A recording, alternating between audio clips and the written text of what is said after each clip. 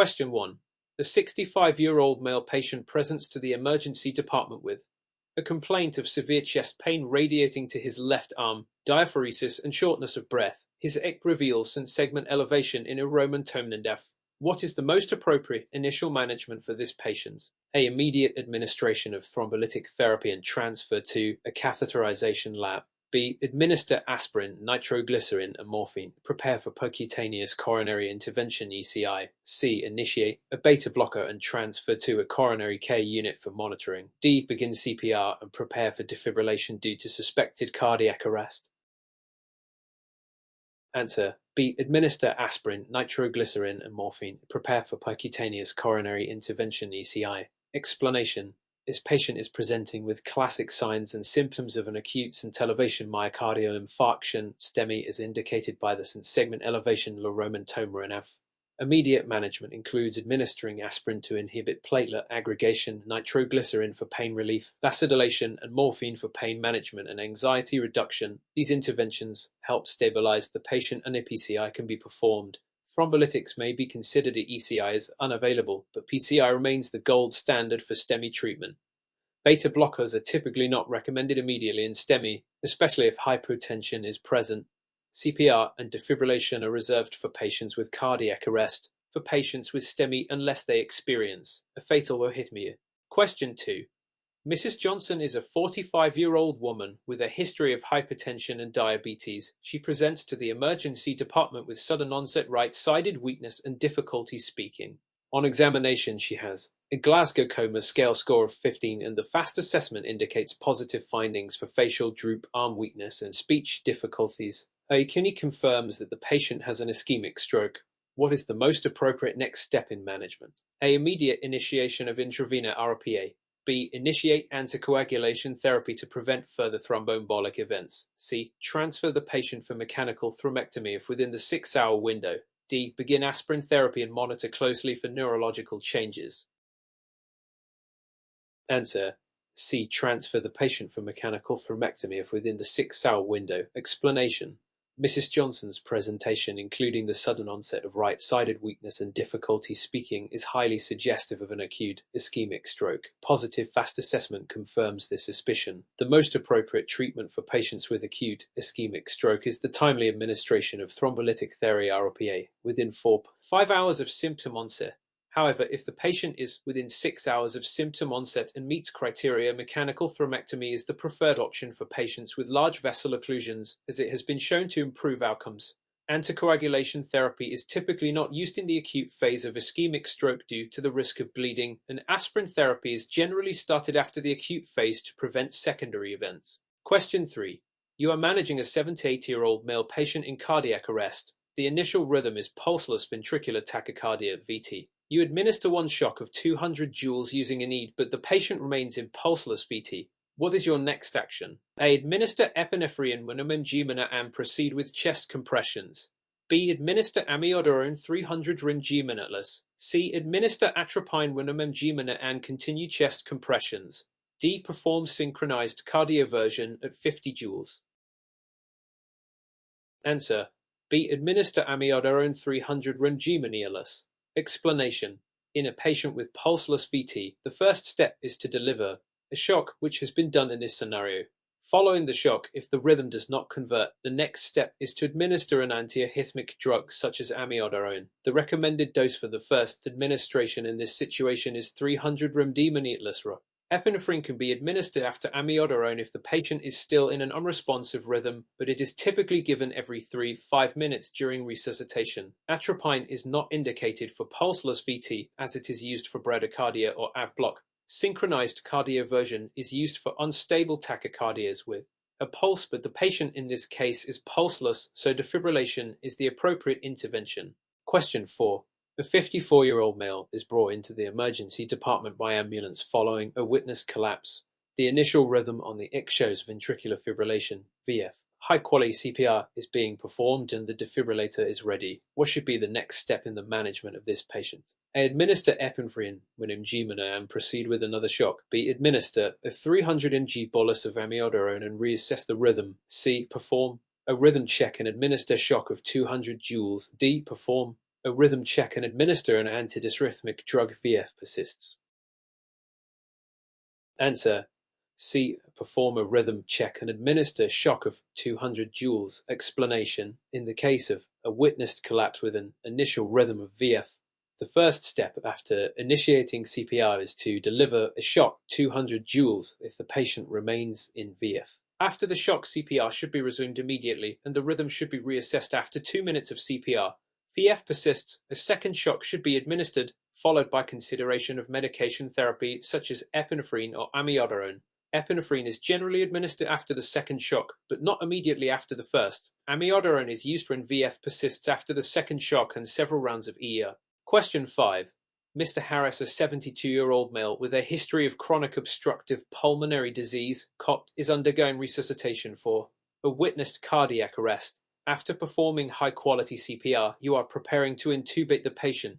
Which of the following is the most appropriate method of airway management for this patient? A. Endotracheal intubation with confirmation by capnography. B. Supraglottic airway insertion followed by chest compressions. C. Bag valve mask ventilation without airway management. D. Endotracheal intubation without using capnography for confirmation. Answer: A. Endotracheal intubation with confirmation by capnography. Explanation: endotracheal intubation is considered the gold standard for airway management in patients undergoing resuscitation, especially those who require prolonged airway support. It is essential to confirm correct placement of the endotracheal tube by using capnography, as it is the most reliable method to confirm that the tube is in the trachea and not in the esophagus. Supraglottic airways are used if endotracheal intubation is not feasible, but they are less effective in patients with a high risk of aspiration or those who need long-term ventilation. Bag valve mask ventilation is an initial step but is not sufficient for long-term airway management. Endotracheal intubation without capnography would be inappropriate as it increases the risk of unrecognized esophageal intubation.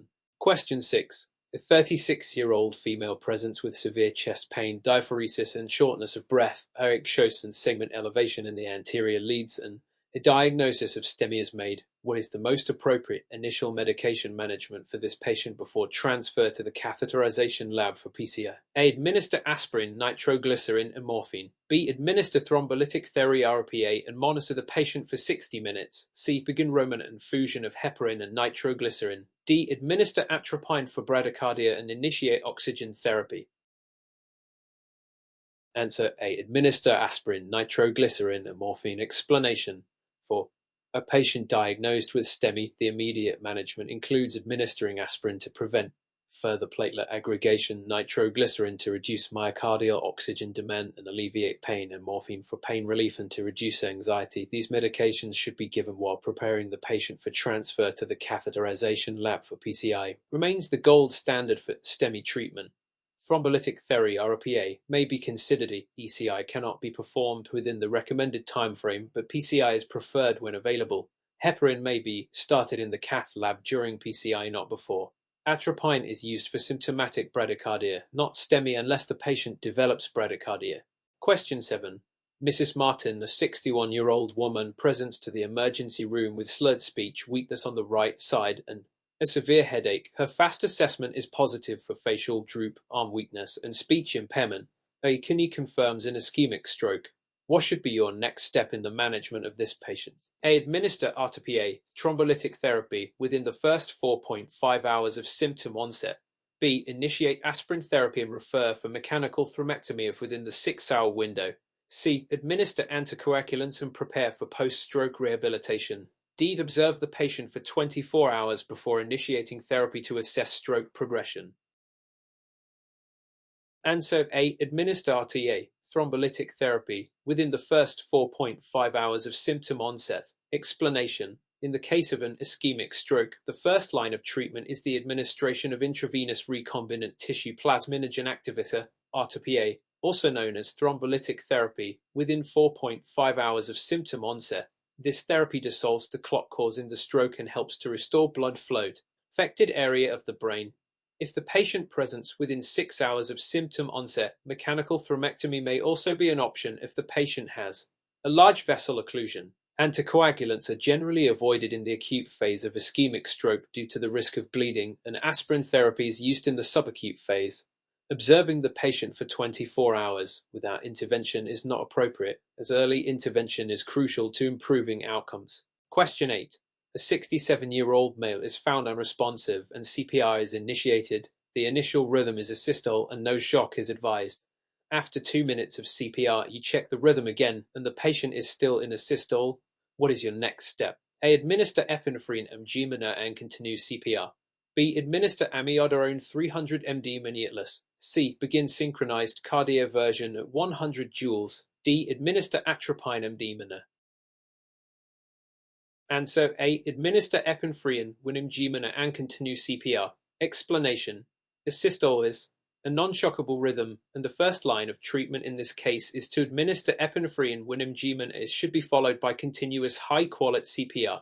Epinephrine is given every 3-5 minutes during resuscitation attempts in patients with a systole. Amiodarone is used for shockable rhythms like ventricular fibrillation and pulseless ventricular tachycardia, not for a systole. Synchronized cardioversion is reserved for patients with a pulse who are experiencing tachyarrhythmias, not for a systole. Atropine is generally not used in a systole as it is only effective in certain types of bradycardia or AV block. Question 9. A 29-year-old female is in cardiac arrest after a witnessed collapse. The initial rhythm is ventricular tachycardia with a pulse. The patient is unresponsive to verbal stimuli but still has a pulse. What is the most appropriate treatment for this patient? A. Perform immediate defibrillation at 200 joules. B. Administer amiodarone 105 mg minuteless. C. Begin synchronized cardioversion at 100 joules. D. Continue chest compressions and prepare for intubation. Answer. C. Begin synchronized cardioversion at 100 joules. Explanation. The patient is in ventricular tachycardia (VT) with a pulse, which is a situation requiring synchronized cardioversion. Since the patient is unresponsive but has a pulse, immediate defibrillation is not indicated as it is reserved for pulseless arrhythmias. Amiodarone is used in cases of refractory VT, but synchronized cardioversion should be the first step. The initial energy dose for synchronized cardioversion is typically 100 joules. Chest compressions and intubation are not appropriate in this scenario since the patient still has a pulse and the primary intervention is synchronized cardioversion. Question 10. A 68-year-old male is undergoing resuscitation for pulseless electrical activity P following a witness collapse. You have performed high-quality CPR and the rhythm is still P after 2 minutes. What is your next step? A. Administer epinephrine Winnemgmina and continue CPR. B. Administer sodium bicarbonate and continue chest compressions. C. Administer a shock of 200 joules and reassess the rhythm. D. Initiate a lidocaine infusion and prepare for intubation.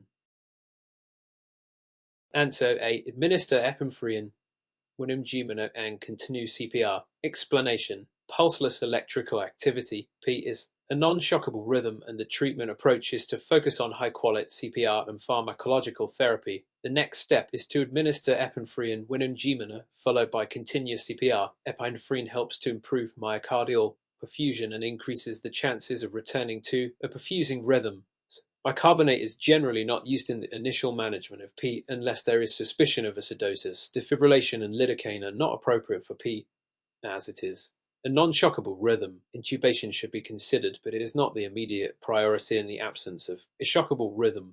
Question 11. A 45-year-old male with a history of hypertension and hyperlipidemia presents with sudden onset chest pain, shortness of breath, and diaphoresis. The ECG shows segment elevation in the inferior leads, and the patient is diagnosed with an acute inferior STEMI. What is the most appropriate initial management for this patient? A. Administer nitroglycerin and morphine, then prepare for immediate PCR. B. Start intravenous heparin, administer aspirin and clopidogrel, and prepare for thrombolytic therapy. C. Administer aspirin, nitroglycerin, and morphine, then transfer to the catheterization lab for PCI. D. Administer intravenous fluid bolus, initiate anticoagulation, and observe the patient for 6 hours.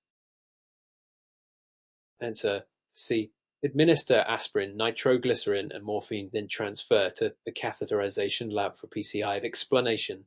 The initial management of acute STEMI involves administering aspirin to prevent platelet aggregation, nitroglycerin to reduce myocardial oxygen demand and relieve pain, and morphine for pain control and anxiety reduction. These treatments should be given while preparing the patient for immediate percutaneous coronary intervention (ECI) in the catheterization lab. The ECI is not available within the recommended time window 90 minutes. Thrombolytic therapy may be considered, but PCI is the preferred option.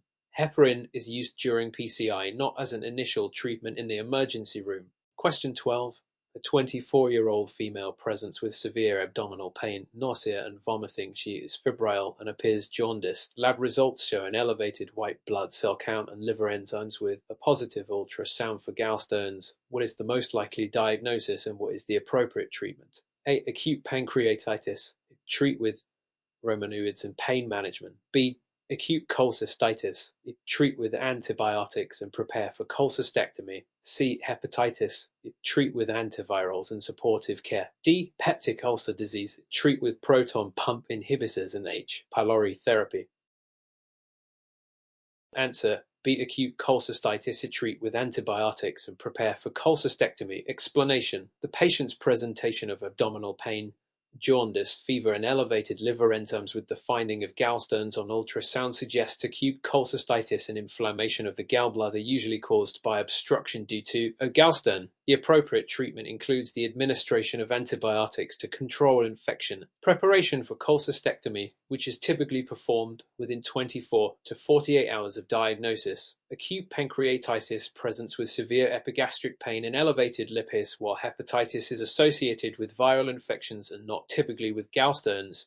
Peptic ulcer disease would present with epigastric discomfort and would not explain the jaundice or gallstones. Question 13. A 63-year-old male with a history of smoking and atherosclerosis presents to the emergency department with sudden onset weakness in his left arm and slurred speech. His near stroke scale, NIS, score is 12 and AK of the brain shows an ischemic stroke. What is the next appropriate step in the management of this patient? A. Administer RPA within 3 hours of symptom onset. B. Start aspirin therapy and prepare for mechanical thrombectomy. C. Begin Roman effusion of heparin and transfer for angiography. D. Observe the patient for 24 hours before making any treatment decisions. Answer. A. Administer RPA within 3 hours of symptom onset. Explanation. For patients with ischemic stroke who present within 3 hours of symptom onset and meet eligibility criteria, intravenous RPA, recombinant tissue plasminogen activator, is the preferred treatment to dissolve the clot and restore blood flow to the affected brain tissue. The patient's NIS score indicates significant neurological impairment, and that administration of RPA can improve outcomes.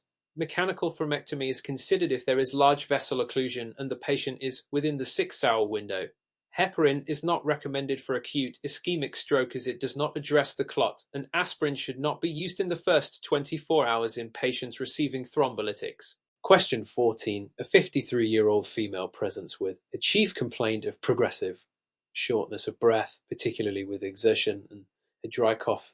On examination, find crackles at the bases of the lungs and digital clubbing. A chest X-ray shows bilateral interstitial markings. What is the most likely diagnosis? A. Chronic obstructive pulmonary disease, COP.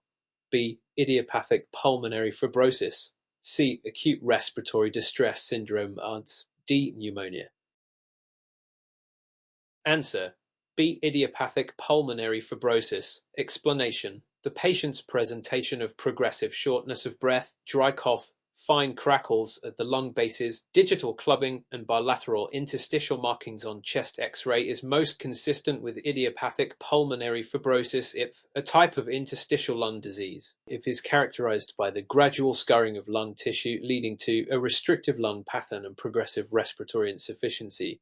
COPT is more associated with a history of smoking and is characterized by airflow limitation. ARDS presents acutely and is typically due to a precipitating event, such as trauma or infection. Pneumonia would present with fever and productive cough, which is not seen in this case. Question 15.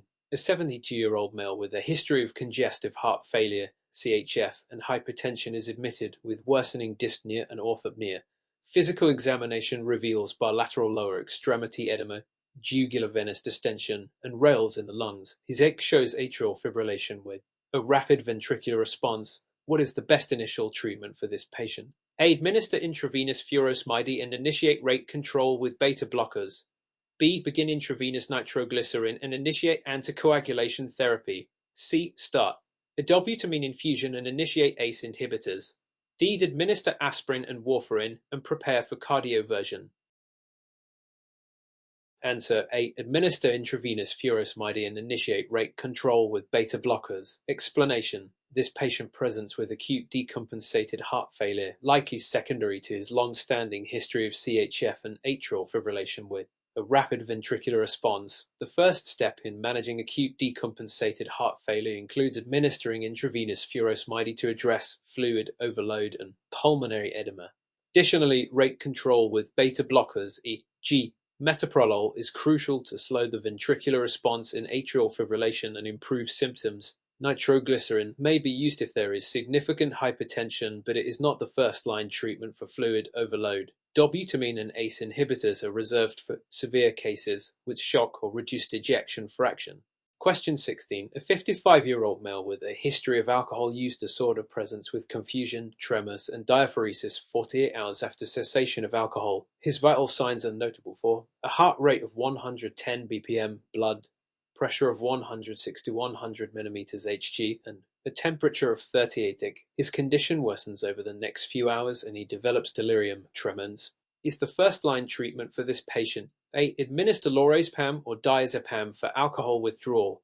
B. Administer haloperidol for agitation and confusion. C. Start intravenous fluids and administer thiamine. D. Initiate intravenous phenobarbital for severe withdrawal symptoms. Answer A. Administer lorazepam or diazepam for alcohol withdrawal. Explanation: the patient is experiencing delirium tremens, DTA, a severe form of alcohol withdrawal that can present with confusion, agitation, tremors, and autonomic instability. The first-line treatment for alcohol withdrawal, especially when DTS is suspected, is benzodiazepines, lorazepam, or diazepam. These medications help control symptoms and prevent seizures, while thiamine should be given to all alcohol withdrawal patients to prevent Wernicke-Korsakoff syndrome. Benzodiazepines are the primary therapy. Haloperidol may be used for severe agitation, but it is not the first-line treatment for alcohol withdrawal.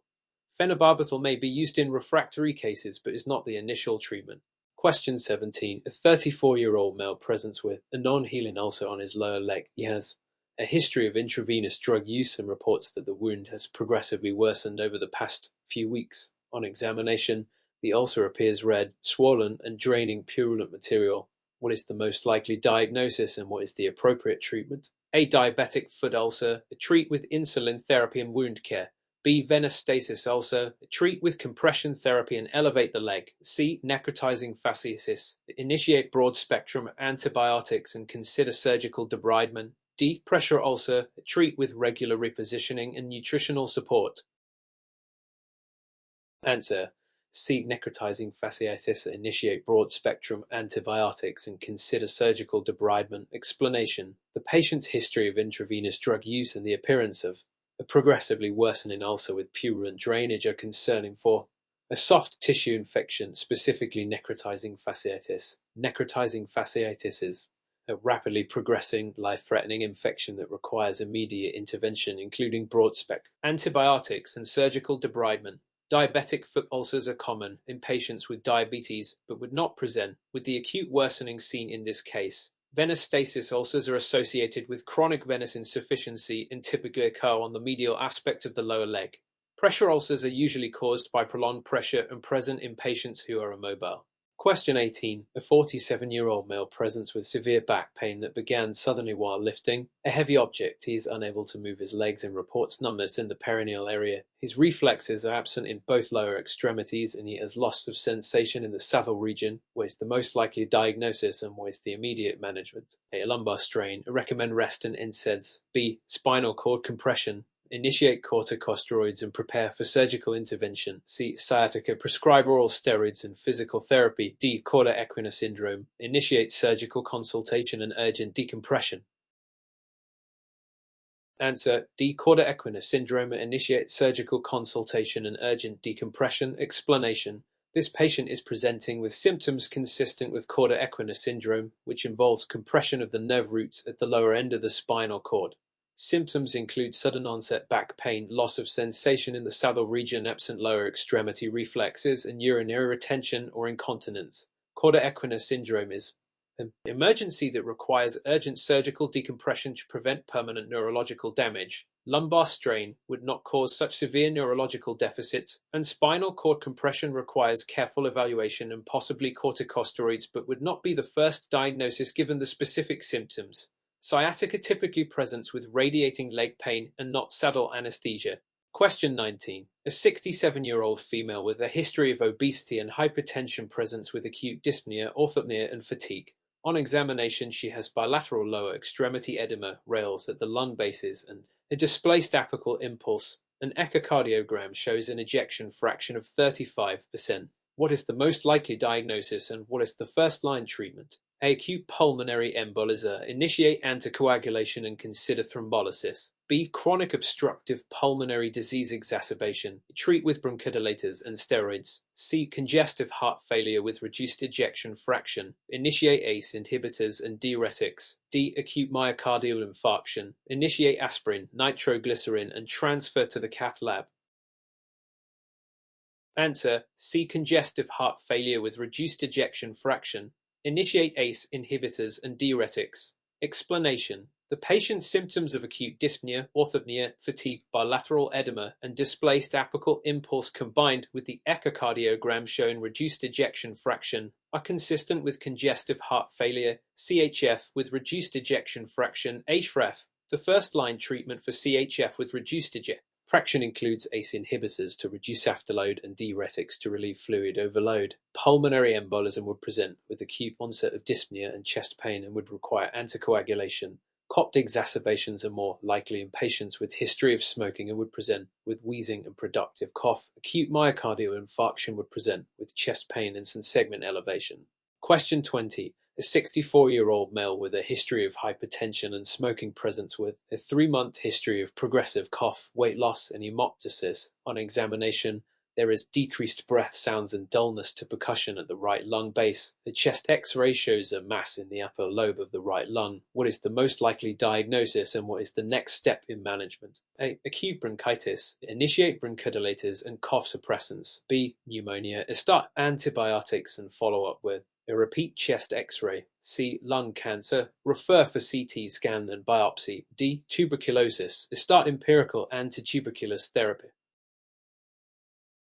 Answer: C. Lung cancer. Refer for CT scan and biopsy. Explanation: the patient's history of smoking, progressive cough, weight loss, hemoptysis, and the presence of lung mass on chest X-ray raises concern for lung cancer.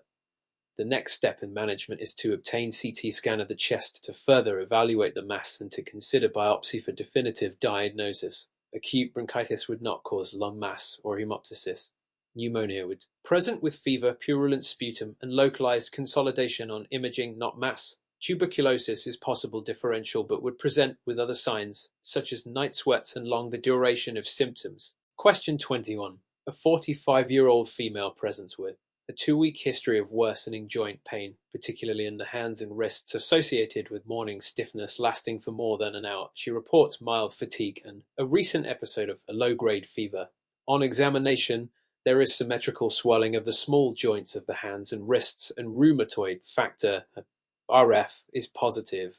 What is the most likely diagnosis and what is the initial treatment? A. Osteoarthritis. Recommend NSAIDs and physical therapy. B. Rheumatoid arthritis. Initiate methotrexate and NSAIDs. C. Gout. Initiate allopurinol and recommend dietary changes. D. Lupus erythematosus. Initiate corticosteroids and hydroxychloroquine.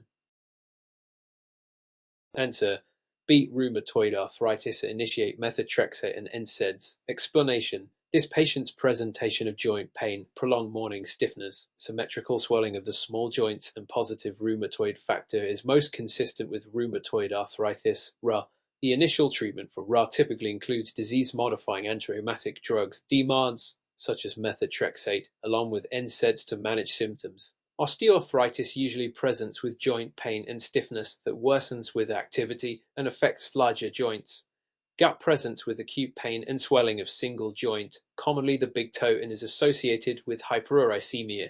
Lupus erythematosus often affects the skin, kidneys, and other organs and requires corticosteroids and hydroxychloroquine.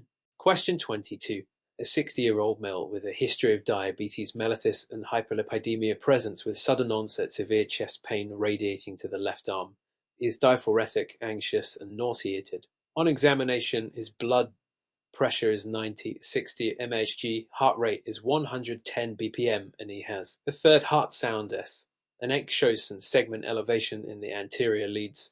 What is the most likely diagnosis and what is the initial treatment? A. Acute pericarditis. Administer aspirin and colchicine. B. Acute myocardial infarction. STEMI. Administer aspirin, nitroglycerin, and prepare for PCI. C. Aortic dissection. Initiate intravenous beta blockers and consult surgery. D. Pulmonary embolism. Start heparin and consider thrombolysis. Answer. B. Acute myocardial infarction, STEMI. Administer aspirin, nitroglycerin, and prepare for PCI. Explanation. This patient's presentation of sudden onset severe chest pain radiating to the left arm, along with the presence of segment elevation in the anterior leads on ECG, is characteristic of an acute anterior STEMI elevation myocardial infarction. The initial treatment for STEMI includes administering aspirin to inhibit platelet aggregation, nitroglycerin to relieve pain and reduce myocardial oxygen demand, and preparing for percutaneous coronary intervention (ECI) to restore blood flow. Aortic dissection would present with tearing chest pain and hypotension, while pericarditis typically presents with sharp pleuritic chest pain relieved by sitting up or leaning forward. Pulmonary embolism would present with acute dyspnea, pleuritic chest pain, signs of right heart strain. Question 23. A 27-year-old female presents with a 1-week history of fever, sore throat, fatigue, and swollen lymph nodes. On examination, she has posterior cervical lymphadenopathy, tonsillar enlargement, and a maculopapular rash. Laboratory tests show positive heterophile antibody and an elevated white blood cell count with atypical lymphocytes. What is the most likely diagnosis and what is the recommended management? A. Streptococcal pharyngitis. Treat with amoxicillin. B. Infectious mononucleosis. Treat with supportive care and avoid contact sports. C. Cytomegalovirus infection. Treat with ganciclovir. D. Rubella. Recommend emster-axination and supportive care. Answer. B. Infectious mononucleosis. Treat with supportive care and avoid contact sports. Explanation. This patient's presentation of fever, sore throat, swollen lymph nodes, and maculopapular rash, along with positive heterophile antibody and atypical lymphocytes, is consistent with infectious mononucleosis, typically caused by Epstein-Barr virus (EBV). The recommended management includes supportive care, hydration, analgesics, rest, avoiding contact sports to prevent splenic rupture. Streptococcal pharyngitis would present with sore throat, fever, and white exudates on the tonsils, but the rash and atypical lymphocytes are not typical. Cytomegalovirus infection can cause similar symptoms but is less likely with the positive heterophile antibody. Rubella causes rash but is not associated with sore throat and lymphadenopathy. Question 24. A 55-year-old male with a history of chronic back pain presents with progressively worsening leg pain and weakness over the past month.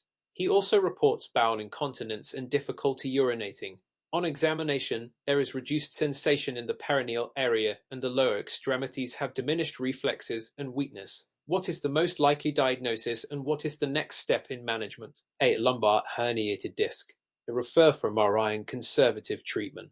B. Cauda equina syndrome. Refer urgently for surgical decompression. C. Spinal stenosis. Initiate physical therapy and pain management. D. Multiple sclerosis, the MRI of the brain, and start corticosteroids. Answer. B. Cauda equina syndrome. Refer urgently for surgical decompression. Explanation. The patient's symptoms of leg pain, weakness, bowel incontinence, and urinary dysfunction, along with the reduced sensation in the perineal area, are classic signs of Cauda equina syndrome, medical emergency caused by compression of the nerve roots in the lower spine. This requires urgent referral for surgical decompression to prevent permanent neurological damage. Lumbar herniated discs can cause leg pain and weakness, but they do not typically present with bowel and bladder dysfunction unless the disc is severely compressing the cauda equina. Spinal stenosis and multiple sclerosis do not present, with the acute onset of bowel and bladder symptoms and sensory loss in the saddle region. Question 25. A 32-year-old female presents with sudden onset right-sided weakness, slurred speech, and facial drooping. Her blood pressure is 109 to 110 mm Hg, and she has a history of poorly controlled hypertension. A EKG of the brain shows a right basal ganglia hemorrhage. What is the most appropriate initial management for this patient? A. Administer intravenous thrombolytics and transfer for neurosurgical evaluation. B. Initiate intravenous antihypertensive therapy to low blood pressure. C. Start corticosteroids to reduce edema and inflammation. D. Provide supportive care and consider warfarin reversal. Answer. B. Initiate intravenous antihypertensive therapy to lower blood pressure. Explanation. This patient has sustained a hypertensive intracerebral hemorrhage, which is often caused by poorly controlled hypertension. The immediate management involves lowering the blood pressure cautiously with intravenous antihypertensive medications to prevent further bleeding. Rapid reduction of blood pressure is necessary to prevent worsening of the hemorrhage. Thrombolytics. Contraindicated in hemorrhagic strokes. Corticosteroids are used for brain tumors or inflammation, but not for hemorrhagic strokes. Warfarin reversal would be considered if the patient were on anticoagulation therapy, but this is not mentioned in this case. Question 26. A 45-year-old male presents with a 2-month history of abdominal pain, bloating, and diarrhea. He has unintentional weight loss and reports oily stools. His medical history is significant for a family history of colon cancer. On examination, he is pale with a mildly distended abdomen and hyperactive bowel sounds. What is the most likely diagnosis and what is the next step in management? A. Lactose intolerance. They recommend a lactose-free diet and avoid dairy products. B. Celiac disease. A test for anti-tissue transglutaminase antibodies and perform endoscopy. C. Irritable bowel syndrome. Initiate dietary changes and stress management. D. Colorectal cancer. Schedule a colonoscopy and biopsy. Answer. B. Celiac disease. A test for anti-tissue transglutaminase antibodies and perform endoscopy. Explanation. The patient's presentation of abdominal pain, bloating, diarrhea, and intentional weight loss and oily stools, steatorrhea, along with family history of colon cancer, is highly suggestive of celiac disease, an autoimmune disorder triggered by gluten. The next step in diagnosis is testing for anti-tissue transglutaminase antibodies, performing an endoscopy with biopsy to confirm the diagnosis. Lactose intolerance would not explain the oily stools or weight loss. Irritable bowel syndrome typically causes abdominal discomfort with changes in bowel habits, but it does not cause weight loss or malabsorption. Colorectal cancer is consideration due to the family history, but the symptoms of bloating, diarrhea, and oily stools with weight loss are more consistent with celiac disease, especially with the family history of autoimmune conditions. Colonoscopy would be indicated if there were more signs or risk factors. Colorectal cancer. Question 27. A 70-year-old female with a history of osteoporosis and hypertension presents with sudden onset severe back pain following a fall. She denies any loss of consciousness but reports tenderness over the thoracic spine. On examination, there is point tenderness over limited spinal motion. An X-ray reveals compression fractures of TNT. What is the most appropriate next step in management? A. Prescribe opioids for pain management and recommend bed rest. B. Start a bisphosphonate and refer for a kyphoplasty. C. Initiate corticosteroids and plan for physical therapy. D. Order a EKG of the abdomen to rule out internal injuries. Answer. B. Start a bisphosphonate and refer for a kyphoplasty. Explanation. The patient's presentation of sudden severe back pain, point tenderness over the thoracic spine, and compression fractures on X-ray indicates vertebral compression fracture, which is common in patients with osteoporosis. The most appropriate management includes initiating bisphosphonates to strengthen bones and reduce future fractures and considering kyphoplasty, an invasive procedure that may help restore vertebral height and reduce pain. Opioids may be used for short-term pain relief, but they do not address the underlying cause. Corticosteroids are not indicated unless there is significant inflammation or another condition such as multiple myeloma. CT scan of the abdomen is unnecessary unless there is concern for abdominal trauma. Question 28. A 50-year-old male presents with a 2-week history of increased thirst, frequent urination, and fatigue. His past medical history includes obesity and a family history of diabetes. On examination, he is overweight with a BL of 32 and his blood pressure is 138/85 mm Hg. Initial laboratory tests show A fasting blood glucose of 145 mg/dL. What is the most likely diagnosis and what is the next step in management? A. Type 1 diabetes. Initiate insulin therapy. B. Type 2 diabetes. Recommend lifestyle changes and initiate metformin. C. Hypothyroidism. Check TSH and free levels. D. Cushing syndrome. Order dexamethasone suppression test. Answer: B. Type 2 diabetes. Recommend lifestyle changes and initiate metformin. Explanation: the patient's presentation of increased thirst, frequent urination, fatigue, and fasting blood glucose of 145 mg/dL is consistent with type 2 diabetes, particularly given his obesity and family history of diabetes. The first step in management is recommending lifestyle changes, such as weight loss, exercise, dietary modifications, and initiating metformin to help control blood sugar levels. Type 1 diabetes typically presents in younger individuals and would require insulin therapy. Hypothyroidism and Cushing syndrome are not likely based on the patient's symptoms, and their diagnosis would require additional tests. Question 29. A 40-year-old female presents with fatigue, weight gain, and cold intolerance. She also reports constipation and dry skin. On examination, she has a puffy face, delayed reflexes, and coarse hair. Her thyroid function tests reveal an elevated TH and low Freed. What is the most likely diagnosis and what is the recommended treatment? A. Hypothyroidism. Initiate methimazole and beta blockers. B. Hypothyroidism. Initiate levothyroxine. C. Addison's disease. Start corticosteroids. D. Cushing syndrome. Refer for pituitary mirror.